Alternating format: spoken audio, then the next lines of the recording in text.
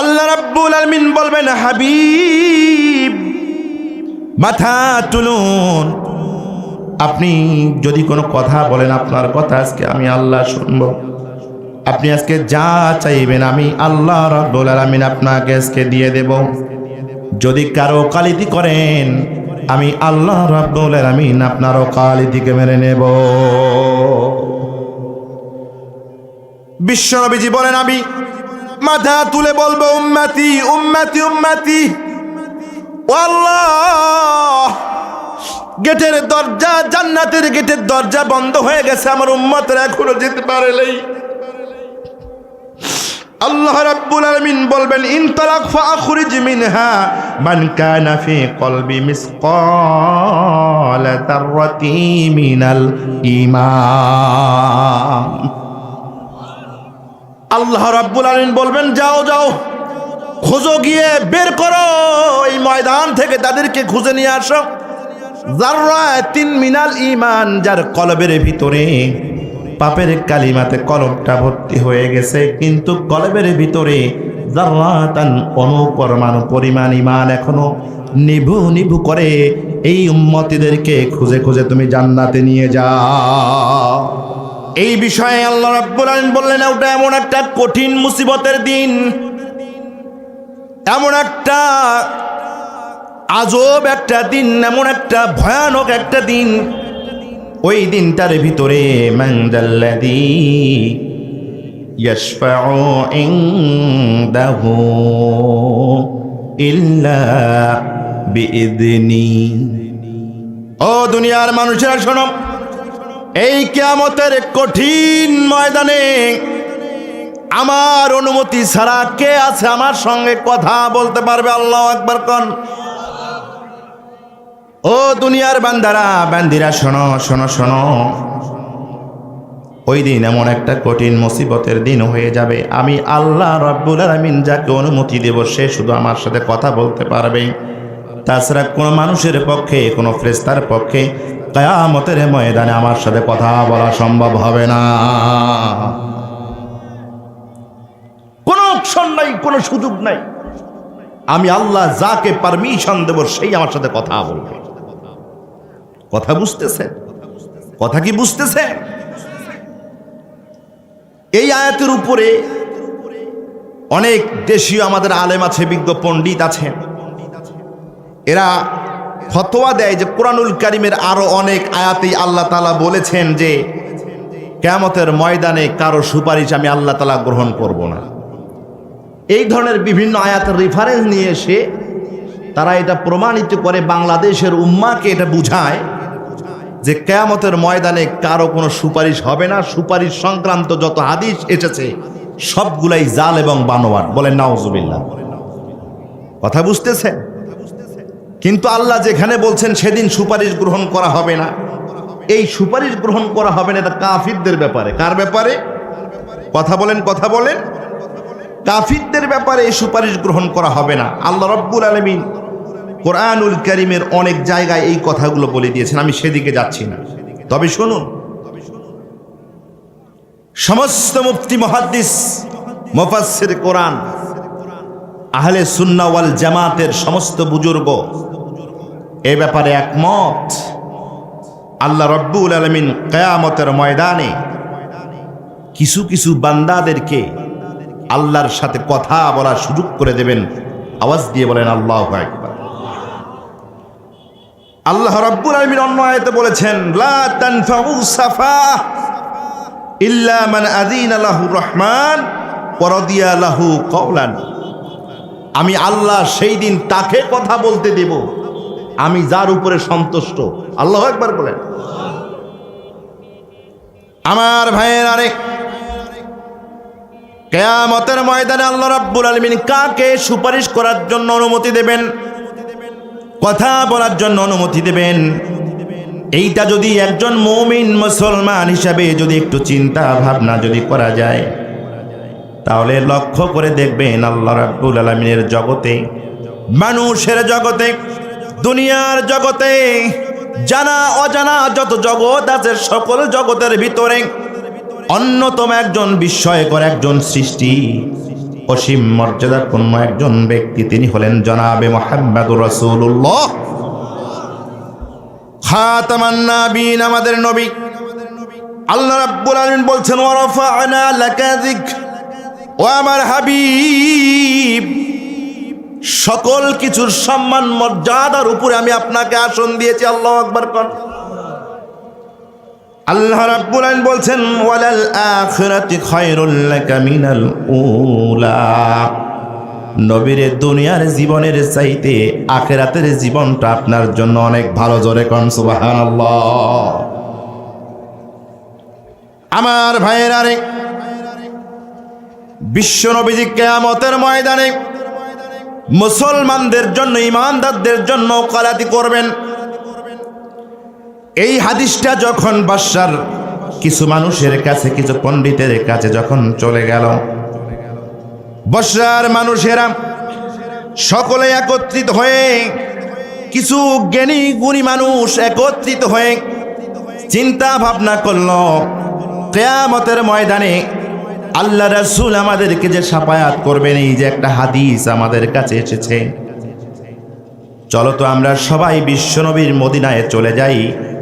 মদিনার বুকে হযরতে আনাস রাদিয়াল্লাহু তাআলা আনহু, বিশ্বনবীর জালিলুল কদর সাহাবী, এখনো বেঁচে আছে। বর্ষার মানুষদের কাছে যখন শাফায়াতের হাদিসটা চলে গেল, সেখানকার কিছু আলেম ওলামা একত্রিত হয়ে বলল, এই যে শাফায়াতের হাদিস, চলো তো আমরা এটা একটু, আল্লাহ রাসূলের সাহাবী একজন বেঁচে আছে, যেই সকল সাহাবী একেবারে শেষের দিকে এসে ইন্তেকাল করেছেন, 4-5 জনের মধ্যে আনাস রাদিয়াল্লাহু তাআলা আনহু একজন অন্যতম। আল্লাহু আকবার বলেন। মাবাদ বিন হিলাল রাহিমাল্লাহু বলেন, আমরা বসরা থেকে চলে গেলাম মদিনাতে। মদিনায় যাওয়ার পরে হযরতে আনাস রাদিয়াল্লাহু তাআলা আনহুর কাছে আমরা চলে গেলাম। যাওয়ার পরে দেখলাম আল্লাহর এই বান্দা জোহরের নামাজের আগে চাশতের নামাজ আদায় করতেছে। নামাজ শেষ হয়ে গেল। আমরা প্রতীক মধ্যে সাবিত নামে একজন লোক ছিল, এই লোককে দায়িত্ব দিলাম, আমরা সবাই আনাসের সাথে কথা বলতে পারবো না, আমাদের পক্ষ থেকে শাফায়াতের হাদিসের ব্যাপারে আপনি তাকে জিজ্ঞাসা করবেন। যখন আনাসের সাথে দেখা সাক্ষাৎ হয়ে যাবে, অন্য কোনো কথা বলার দরকার নাই, সর্বপ্রথম বিশ্ব নবীর শাফায়াতের হাদিসটা নিয়েই কথা বলবেন। এরকম হয় না? আগে গিয়ে এই কথাটা বলতে হবে, তারপরে অন্য কথা। হয় না? হয় না? আমার ভাইয়েরা রে, সাবিত রাহিমাল্লাহু সালাম দিয়ে প্রবেশ করলেন, বলেন ইয়া আখি আসহাবি রাসূলুল্লাহ সাল্লাল্লাহু আলাইহি ওয়াসাল্লাম, গো আল্লাহ রাসূলের সাহাবী আনাস, আমরা বর্ষা থেকে কিছু আপনার ভাই আপনার কাছে আমরা এসেছি, বিশ্ব নবীজির শাফায়াতের হাদিসটার ব্যাপারে আপনার কাছে আমরা জানতে চাই। আমার ভাইয়েরা, হযরতে আনাস রাদিয়াল্লাহু তাআলা আনহু বললেন, ইদা কানা ইয়াউমাল কিয়ামাতি মা জান্নাসু বা'দুহুম ফি বা'দ। আল্লাহ রাসূলের জালিলুল কদর সাহাবী হযরতে আনাস রাদিয়াল্লাহু তাআলা আনহু বললেন, বিশ্ব নবীজি আমাকে বলেছেন, বিশ্ব নবীজি আমাদেরকে শোনায় দিয়েছেন, আল্লাহু আকবার কোন, যখন কিয়ামত সংগঠিত হয়ে যাবে, কিয়ামতের ময়দান যখন কায়েম হয়ে যাবে, মানুষগুলো একদল মানুষ আরেক দল মানুষের উপরে গিয়ে, সমুদ্রের ঢেউগুলো যেমন এক ঢেউর উপর আর এক ঢেউর উপর আছড়ে খেয়ে পড়ে যায়, কিয়ামতের ময়দানে মানুষগুলো সমুদ্রের ঢেউয়ের মতো একদল মানুষ আর একদল মানুষের উপরে পড়ে যাবে। কিয়ামতের ময়দানটা আমাদের মতো এরকম আলোক উজ্জ্বল ঝলমলে দিন হবে না। কিয়ামতের ময়দান হবে ঘন গাঢ় কুটকুটে কালো অন্ধকার একটা ময়দান। আল্লাহু আকবার বল। যারা মনে করেন কিয়ামতের ময়দানে এরকম মনে হয় সুন্দর আলো হবে, না, জাহান্নামের অংশ হচ্ছে ঘন গাঢ় কুটকুটে অন্ধকার, কিয়ামতের ময়দানটাও হবে এরকম অন্ধকার। আপনি বলবেন হুজুর সূর্য তো আমাদের মাথার কাছে আসবে, অন্ধকার থাকবে কেমনে? জি, সূর্যের যে আলোটা আমাদের কাছে আসে, এটা আলোক নবমণ্ডলের যে পর্যায়গুলো আছে, স্তরগুলো আছে, আলো বাতাস ধূলি বালি কণা বাতাস সবগুলোকে ভেদ করে সূর্যের আলোটা আমাদের কাছে রিফাইন হয়ে যখন আসে, আমরা তখনই এত সুন্দর দিন দেখতে পাই। মূলত সূর্যের রং লাল না, সূর্যের আলো কুটকুটে অন্ধকার। আল্লাহু আকবার বলেন। এই অন্ধকার ময়দানে মানুষগুলো দৌড়াদৌড়ি করবে, ছুটাছুটি করবে। একদল মানুষ আর একদল মানুষের উপরে গিয়ে আছর খেয়ে যাবে, যেভাবে একটা সমুদ্রের ঢেউ আর একটা ঢেউর উপরে আছর খেয়ে পড়ে যায়। আমার ভাইরা রে, দুনিয়ার মানুষেরা সেই দিন পেরেশান হয়ে যাবে, হয়রান হয়ে যাবে, ছুটাছুটি করতে থাকবে কার কাছে যাওয়া যায়। এই কঠিন মুসিবতে কার কাছে গেলে একটু পরিত্রাণ পাওয়া যায়। সব মানুষগুলো খুঁজতে থাকবে কার কাছে যাওয়া যায়, কার কাছে যাওয়া যায়। শেষ পর্যন্ত সকল মানুষগুলো চলে যাবে আমাদের আদি পিতা হযরত আদম আলাইহিস সালাতু ওয়াস সালামের কাছে। মানুষগুলো বলবে, ও গো আবুল বাশার, আল্লাহর প্রথম বান্দা, আপনি আমাদের পিতা, আপনি আমাদের আব্বাজান। কিয়ামতের কঠিন ময়দানে আমরা পাকড়াও হয়ে যাব, আল্লাহর সামনে কথা বলার মতো কোনো অবস্থা আমাদের নাই। সুতরাং আজকের দিনে একটু আল্লাহ রাব্বুল আলামিনের সাথে কথা বলে আমাদেরকে একটু পরিত্রাণের ব্যবস্থা করে দেন। আমার ভাইয়েরা রে, হযরত আদম আলাইহিস সালাম বলবেন, সুকান সুকান, দূর হয়ে যা, দূর হয়ে যা। আজকে আল্লাহ রাব্বুল আলামিন হলেন কাহার, এত বেশি রাগান্বিত হয়েছেন। আল্লাহ রাব্বুল আলামিন এত বেশি রাগান্বিত হয়ে বিচারের সিংহাসনে বসেছেন। জীবনে একটা বার আল্লাহর দপ্তরে আমি ভুল করেছিলাম, শয়তানের খপ্পরে পড়েছিলাম। সুতরাং আজকে আমার কি হবে? আমি নিজেই বাঁচলে বাপের নাম হয়ে যাবে। তোমাদের জন্য কোনো ধরনের রোকলাতি আমার পক্ষে করা সম্ভব হবে না।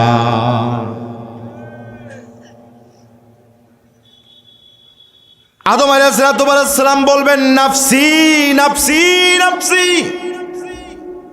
ও আমার রব, আজকে আমার কি হবে, আমার কি হবে? ও আমার মালিক, আমার কি হবে?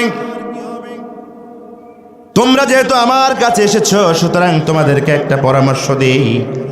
সেই কাজটা হলো, ওয়ালাকিনা আলাইকুম বিইব্রাহিম, যাও যাও, দেরি করো না। ইব্রাহিম নামে একজন জবরদস্ত একজন পয়গম্বর আসবে, আল্লাহ রাব্বুল আলামিনের খলিল।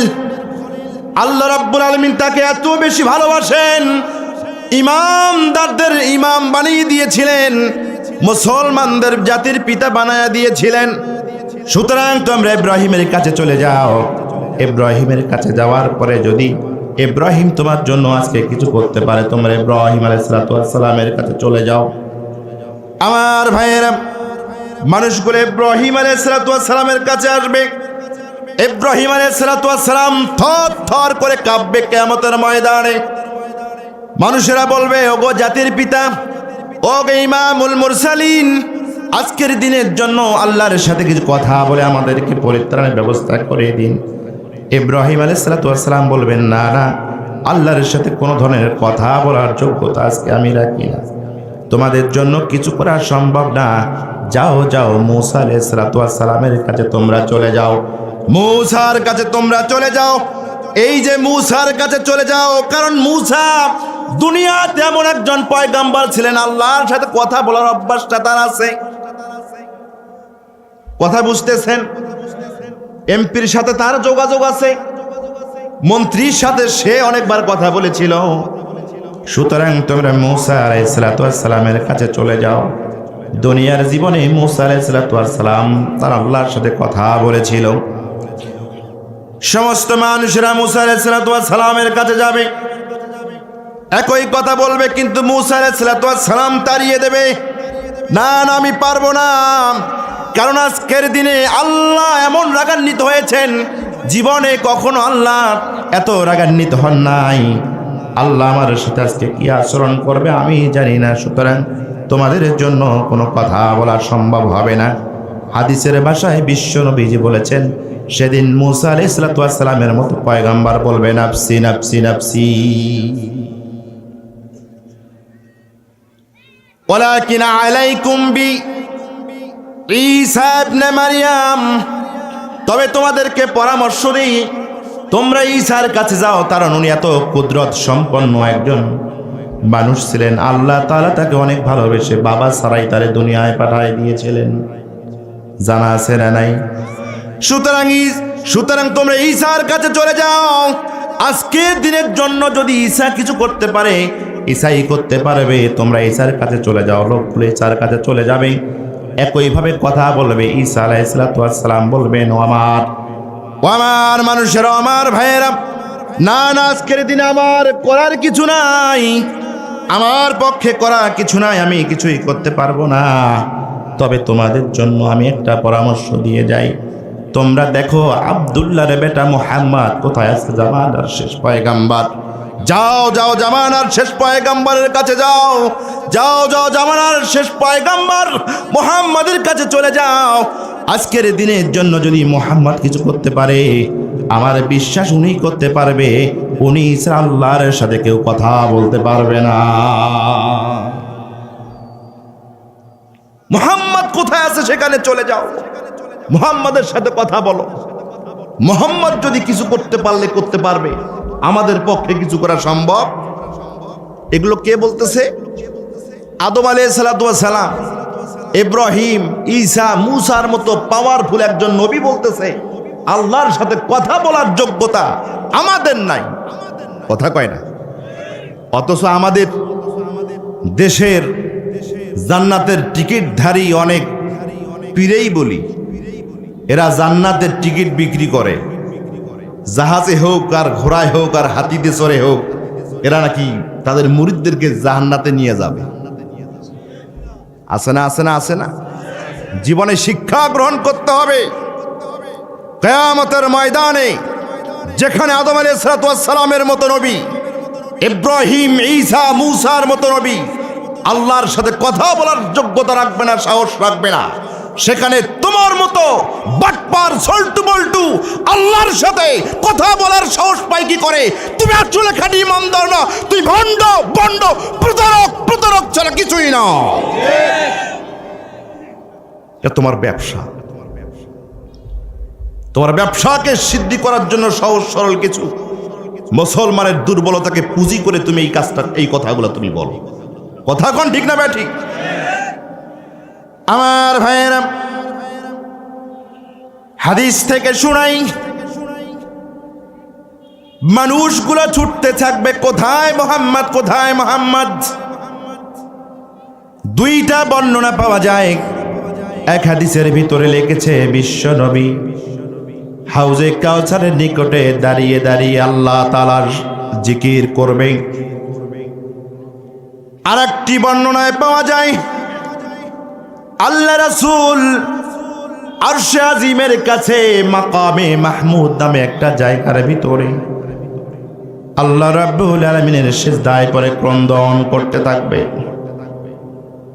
মানুষগুলো গিয়ে বলবে, ইয়া মুহাম্মদ, ওগো আল্লাহ রাসূল, আমরা তো শেষ হয়ে গেলাম, আমাদের করার কিছু নাই।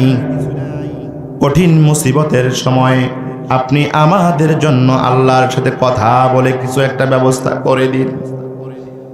আমার ভাইয়েরা, বিশ্ব নবীজি বলবেন, বিশ্ব নবীজি বলবেন, বিশ্ব নবীজি বলবেন, হ্যাঁ হ্যাঁ, তোমরা যে আমার কাছে এসেছো, আনা লাহা ফাস্তাজিনু আলা রব্বি, হ্যাঁ হ্যাঁ, তোমরা আমার কাছে যে কাজে এসেছো, যে কাজের জন্য এসেছো, এই কাজটা আজকে আমি মুহাম্মদের কাঁধের উপরে দায়িত্ব নিয়ে নিলাম। সম্মানিত ভাইয়েরা আমার, বিশ্ব নবীজি বলেন, ওই দিন আল্লাহ রাব্বুল আলামিন আমাকে এমন কিছু জিকির, আজগার, প্রশংসার বাক্য, কথা শিখাইয়া দেবেন, দুনিয়ার জীবনে কোনো মানুষ কখনো ওই কথা দ্বারা আল্লাহ রাব্বুল আলামিনের জিকির করে নাই, প্রশংসা করে নাই।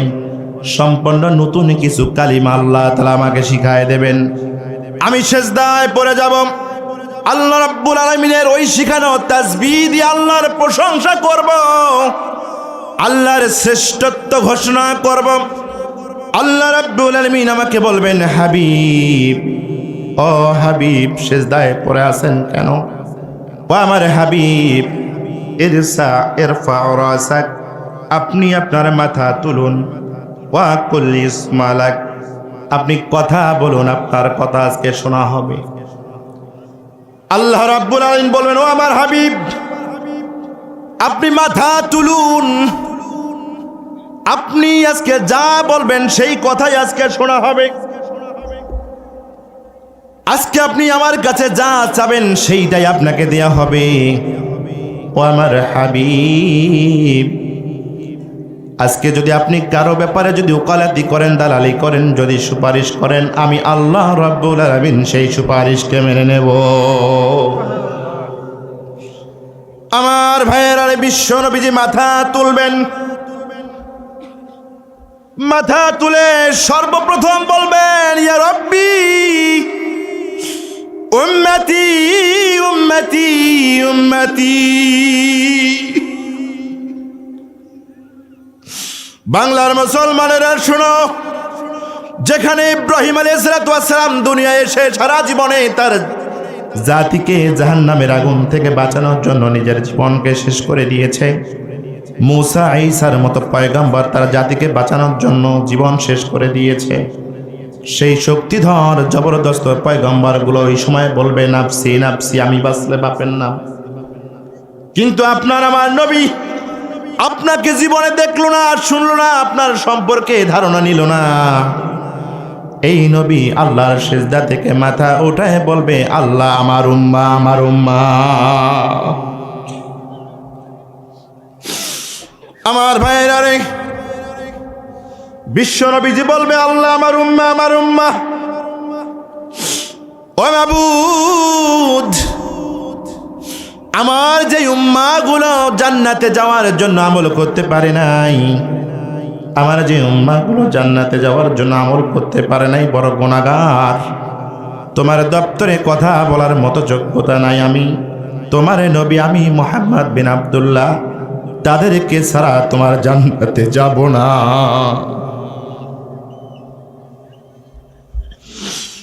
আমার ভাইয়ের বিশ্ব নবী বলবেন, আমার উম্মত, ওগো মাবুদ, আমার উম্মত আগে জান্নাতে যাবে, তারপর আমি তোমার জান্নাতে যাব। আল্লাহ রাব্বুল আলামিন বলবেন, ইনতালাক ফাখরিজ মিনহা মান কানা ফি কলবি মিসকাল সাইরা মিনাল ঈমান। আল্লাহ রাব্বুল আলামিন বলবেন, আমার হাবিব, যাও যাও যাও, ময়দানে চলে যাও, দেখো তোমার উম্মতের মধ্য থেকে সাইর মানে হলো বালির দানা, এই যে চরাঞ্চলের ভিতরে ছোট্ট ছোট্ট বালির দানা দেখা যায় কি যায় না, এই যে ছোট্ট ছোট্ট বালির দানা, এই বালির দানার নাম হলো সাইরা। আল্লাহ রাব্বুল আলামিন বলবেন, মিসকালা সাইরাতিল মিনাল ঈমান। ও আমার হাবিব, যাও যাও, ময়দানের দিকে চলে যাও, হাসরের ময়দানে চলে যাও, দেখো তো কার অন্তরের ভিতরে বালির দানার মতো ঈমান এখনো আছে। ও আমার হাবিব, আমি অনুমতি দিয়ে দিলাম, তুমি ময়দানে চলে যাও, তাদেরকে খুঁজে খুঁজে বের করে আমার জান্নাতের ভিতরে ঢুকায়া দাও। আমার ভাইয়েরা, বিশ্ব নবী দাঁড়িয়ে যাবেন জান্নাতের গেটের সামনে, উম্মতিদেরকে বলবেন, আমার উম্মত, যাও যাও যাও, জান্নাতের দরজা খুলে দেওয়া হয়েছে, যাও যাও, তোমরা ঢুকে যাও, দৌড়াও, জান্নাতে দৌড়াও, আল্লাহু আকবার কর। সব মানুষগুলো যখন এভাবে যাবে, হঠাৎ করে আর এক সময় ফেরেশতারা দরজাটাকে বন্ধ করে দিবে। রাসূল সাল্লাল্লাহু আলাইহি সাল্লাম বললেন, আমি আবারও মাকামে মাহমুদে আল্লাহ রাব্বুল আলামিনের পায়ের কাছে আমি সিজদায় পড়ে যাব,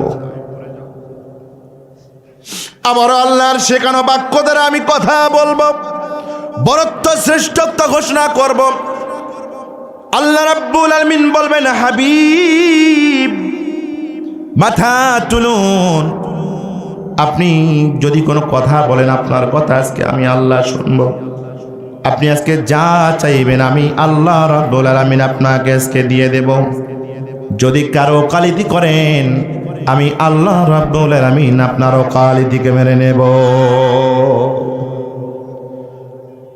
বিশ্বনবীজি বলেন, আমি মাথা তুলে বলবো উম্মতি উম্মতি উম্মতি। ও আল্লাহ, গেটের দরজা, জান্নাতের গেটের দরজা বন্ধ হয়ে গেছে, আমার উম্মতরা এখনো যেতে পারে নাই।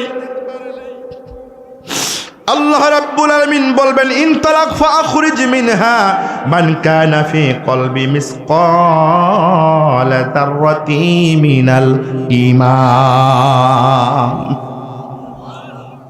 আল্লাহ রাব্বুল আলামিন বলবেন, যাও যাও, খোঁজো, গিয়ে বের করো এই ময়দান থেকে, তাদেরকে খুঁজে নিয়ে আসো। যাররাতিন মিনাল ঈমান, যার কলবের ভিতরে পাপের কালিমাতে কলবটা ভর্তি হয়ে গেছে, কিন্তু কলবের ভিতরে যাররাতান অনুপরমাণু পরিমাণ ঈমান এখনো নিভু নিভু করে, এই উম্মতিদেরকে খুঁজে খুঁজে তুমি জান্নাতে নিয়ে যাও। লোকগুলো আবার জান্নাতের ভিতরে বিশ্বনবী ঘোষণা করবেন, যাও যাও, তাড়াতাড়ি ঢোকো, তাড়াতাড়ি ঢোকো, আল্লাহু আকবার কর। এ আমার উম্মতরা, দ্রুত ঢোকো, দ্রুত ঢোকো, জান্নাতের দরজা খোলা হয়ে গেছে। এরপর আবারও গেট পড়ে যাবে, দরজা বন্ধ হয়ে যাবে, বিশ্বনবী আবারও সিজদায় পড়বেন, আবার ওইভাবে কথা বলবেন। আল্লাহ বলবেন, নবী হে, আপনি কথা মাথা তুলুন, কথা বলুন, আপনার কথা শোনা হবে, যা চাইবেন আপনাকে দেয়া হবে। কারো দালালি করলে আপনারা দালালি মেনে নেওয়া হবে। আমার ভাইয়েরা রে, আল্লাহ রাসূল বলবেন, উম্মতি উম্মতি উম্মতি। ও মাবুদ, কিয়ামতের ময়দানে এখনো অসংখ্য মা, আমার এখনো কিয়ামতের ময়দানে হাউমাউ করে কাঁদছে, দিশাহারা হয়ে গেছে, পাগলের মতো অস্থির হয়ে গেছে। ও মাবুদ, আপনি যদি এদেরকে যদি জান্নাতে না যেতে দেন, আমি বিশ্ব নবী মুহাম্মদ বিন আব্দুল্লাহ আপনার জান্নাতে যাব না। আমার ভাইয়েরা রে, আল্লাহ রাব্বুল আলামিন আবার বলবেন, যাও যাও যাও, তুমি যাও, সেখানে কি দেখো? ইমানটা কি আদনা আদনা আদনা। প্রথমবার বললেন বালির দানার মতো সারিয়াতুন, দ্বিতীয়বার বললেন যাররাতুন অনুপরমাণ। এবার আল্লাহ রাব্বুল আলামিন তৃতীয়বার বললেন, যাও যাও, তুমি ময়দানে গিয়ে খুঁজে দেখো তোমার কোন উম্মতের অন্তরের ভিতরে আদনা আদনা একবারে অনুপরমাণু অণুবীক্ষণ যন্ত্র দিয়েও দেখা যায় না, কিন্তু আল্লাহর রহমতের দৃষ্টি দিয়ে ওইটা দেখা যায়। দেখো তো এই রকম ঈমান কার অন্তরের ভিতরে আছে। যাও, আমি আল্লাহ তোমাকে অনুমতি দিয়ে দিলাম, আদনা আদনা নিভু নিভু ঈমান যদি কারো অন্তরের ভিতরে থাকে, তোমার যদি উম্মত হয়ে যায়, আমি অনুমতি দিয়ে দিলাম, আজকের দিনের জন্য তুমি তার জান্নাতে নিয়ে যাও।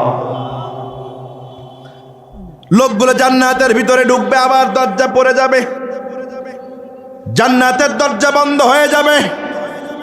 এ বাংলার মুসলমান, ভালো করে শুনুন, বুখারী মুসলিমের হাদিস শোনাই।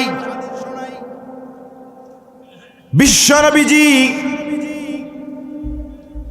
এই যে হাদিসটা বললেন, আনাস রাদিয়াল্লাহু তাআলা আনহু, এই হাদিসটা শোনার পরে সেখান থেকে সকল মানুষ চলে এলেন, বাসরার দিকে যাবেন। যাবার সময় সকলে আবার বলে, এই সময় জামানার প্রখ্যাত মুহাদ্দিস, জামানার ইমাম সুফি সাধক, এই যে আবু খলিফার বাড়ির পেছনেই হাসান বসরি রহিমাল্লাহু সেখানে থাকেন। চলো তো, চলো আমরা হাসান বসরির কাছে যাই, এই হাদিসটার ব্যাপারে তার কাছে শুনি, উনি কিছু জানে নাকি, এরকমটা ঘটে কি ঘটে না।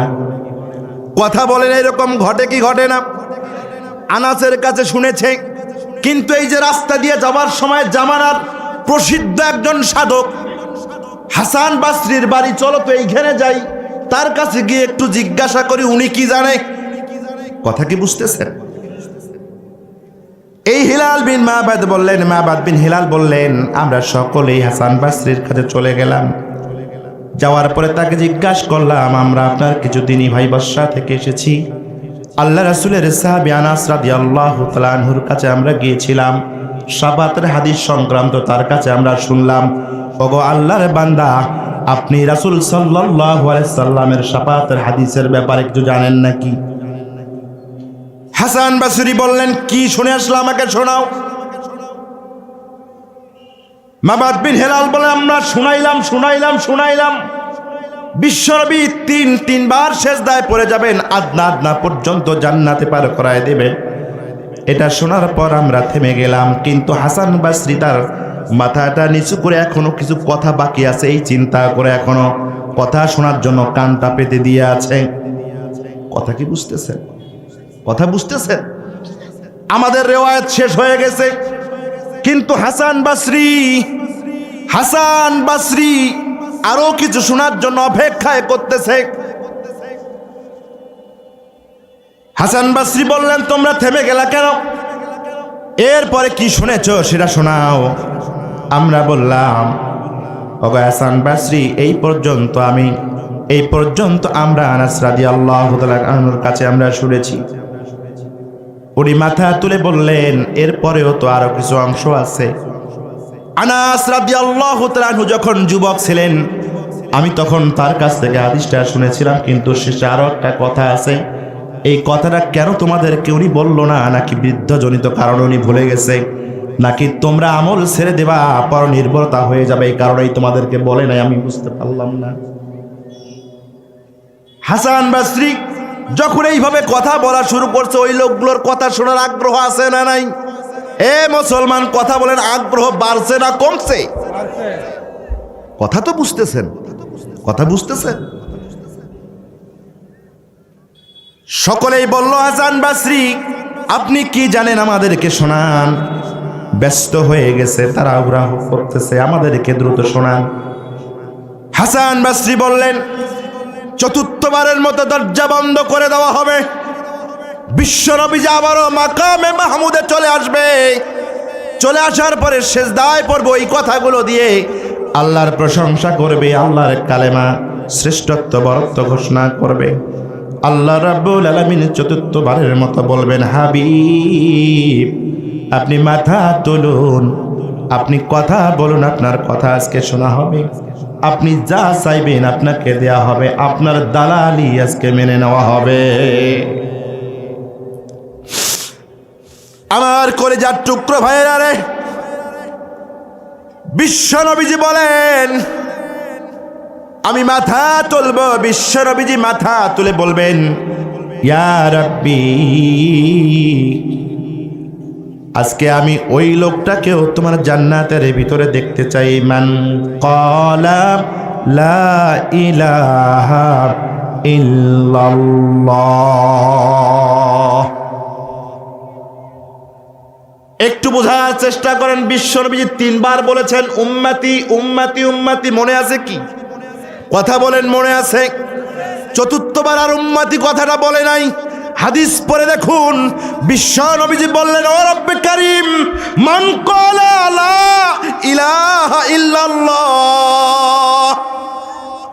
মুহাদ্দিস ইকরাম এই হাদিসের ব্যাখ্যা লিখতে গিয়ে, সরা লিখতে গিয়ে তারা বললেন, মান ক্বালা লা ইলাহা কথাটা বিশ্বনবীজি কেন বললেন? তার কারণ হলো, এতক্ষণ উম্মতি উম্মতি উম্মতি বলতে মুসলমান ইমানদারদেরকে বোঝানো হয়েছে, কিন্তু মান ক্বালা লা ইলাহা বলতে এইটা বোঝা হয়েছে, এই ব্যক্তি ইহুদি ধর্মের হতে পারে, এই ব্যক্তি হিন্দু হতে পারে, এই ব্যক্তি কাফের হতে পারে, এই ব্যক্তি নাস্তিক হতে পারে, কিন্তু দুনিয়ার 60 বছর 80 বছরের জিন্দেগিতে যদি কোনো মুসলমানের সাথে চলাফেরা করতে, মুসলমান বন্ধুদের সাথে উঠা বসা করতে, যদি কোনো ইয়ারকি বিটকালি করে খাল খেয়ামো করে জীবনের তরে একবার যদি কোনো মানুষ বলে থাকে লা ইলাহা ইল্লাল্লাহু মুহাম্মাদুর রাসূলুল্লাহ, ওগো মাবুদ, ও যদি কাফের হয় কিন্তু কৌতূহলের ছলে যদি লা ইলাহা ইল্লাল্লাহ, তুমি ইলাহা ছিলা, তুমি ছাড়া আর কোনো মাবুদ নাই, এই কথাটা যদি খেলনার ছলে বলে দেয়, ও আমার মাবুদ, আজকে ওই বান্দাটা ছাড়া আমি জান্নাতে যাব না।